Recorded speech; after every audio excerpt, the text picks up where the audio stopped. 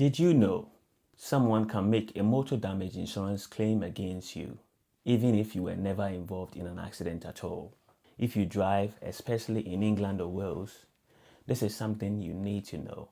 My name is Michael. I'm a legal practitioner working in-house at a global law firm, handling motor damage insurance claims on a daily basis, alongside senior lawyers with decades of experience. I regularly handle complex issues of liability and quantum, and what I'm about to explain is a problem drivers face far more often than they realize. Before I continue, I must state that this video has been produced for general information purposes only and does not constitute legal advice. You should always seek independent professional advice on your own specific circumstance. Now, imagine waking up to an email from your motor insurer saying, "We've received a third-party claim against you. Please respond." The problem? You have no idea what they are talking about. No accident, no damage, no memory of any incident at all. Yet, this happens all the time. A quick side note. Insurers often receive these claims months after the date the incident is alleged to have happened. Once a claim is made, insurers are required to log it, investigate it, and contact the named policyholder, which is oftentimes the driver. In most cases, if you tell your insurer that you were not involved, you were not at fault, or you have no knowledge of the alleged incident, they will make reasonable efforts to defend the claim on your behalf. However, some of these claims still succeed. In this video, I will explain 1. 3 common ways these claims start. 2. Why drivers must take them seriously. 3. How these claims are usually challenged. The 4th one, what policyholders should do to protect themselves if this happens. How do these claims start?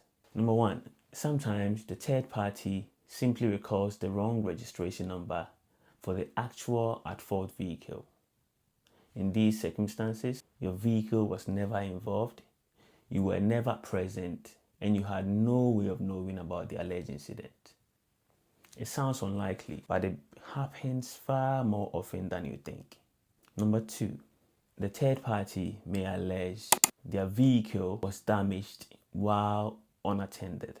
Your car may have been parked nearby and may already have minor scratches, wear and tear, or unrelated marks. There is no CCTV, no dashcam, no video evidence at all, just an allegation, sometimes supported by a so-called eyewitness.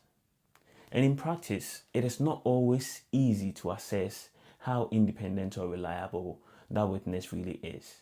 The third way, in some cases, the third party may allege contact so minor that the accused driver was genuinely unaware it occurred. This is often framed as a hit and run. Here, the allegation may be genuine. The driver may have been present at the alleged accident location, but simply unaware that any contact happened. Now, why is this a serious issue? If these claims succeed against you, your no claims bonus may be affected. Future insurance premiums may increase, and in extreme cases, failure to engage properly could even lead to policy cancellation. How are these claims challenged?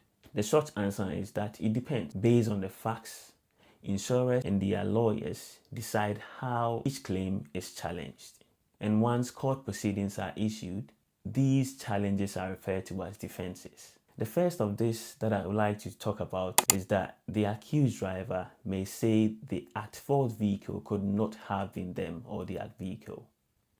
Technically, this defense is known as the defense of mistaken identity, and it is strongest where there is objective evidence such as travel record, parking receipt, vehicle telematics, or vehicle location data.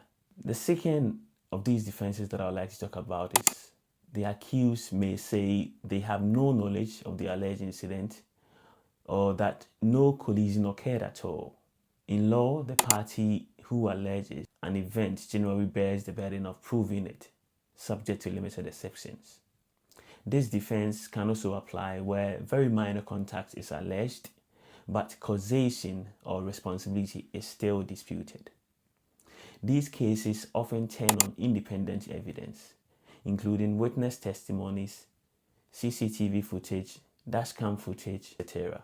Now, note, none of these defenses would succeed in practice if the accused driver does not cooperate with their insurer and or any lawyers appointed to act for them. That includes being willing to attend court and give evidence if and when required. Without this, even a strong defense can fail. I've seen it happen. Now, what should you do if this happens to you? 1. Respond to your insurer immediately. Never ignore insurer contact. 2. Clearly state your position in writing. 3. Keep records, dates, location evidence, dashcam footage, parking receipt, and witness details. These things may help you defend your claim. If you found this video useful, please consider subscribing. And if you like more videos on how motor claims really work behind the scene, let me know in the comments below.